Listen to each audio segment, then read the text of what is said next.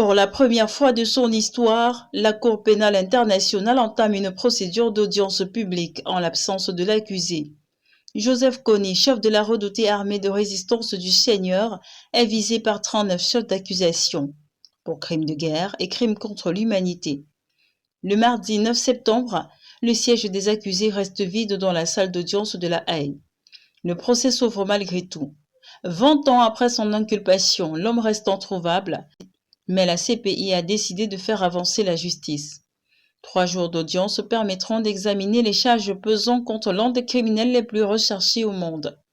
Actif entre 2002 et 2005 dans le nord de l'Ouganda, Joseph Kony a dirigé une milice tristement célèbre pour ses méthodes d'une brutalité extrême.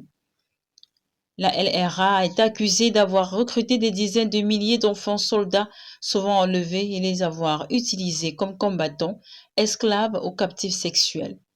Meurtres, mutilations, viols, enrôlements forcés.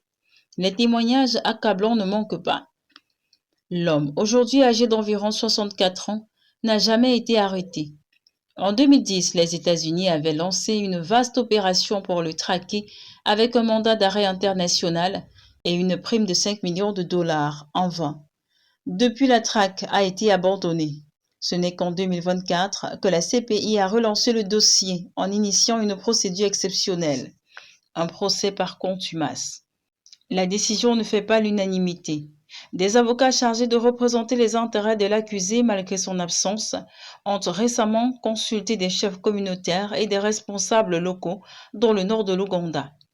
Leur message est clair. Ces audiences risquent de fragiliser les efforts de réintégration et de démobilisation des anciens membres de la LRA, mis en place depuis plusieurs années par les pays de la région. Selon eux, cette initiative judiciaire pourrait entraver des processus de réconciliation. En Ouganda, environ 6 000 victimes sont parties civiles dans cette procédure. Beaucoup espèrent que ces audiences offriront une reconnaissance officielle des souffrances subies, même si l'espoir d'obtenir des réparations reste mince.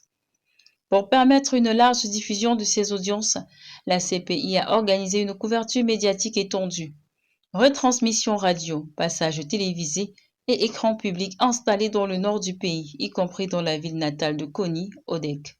Cette affaire est la dernière de la CPI concernant le conflit ougandais.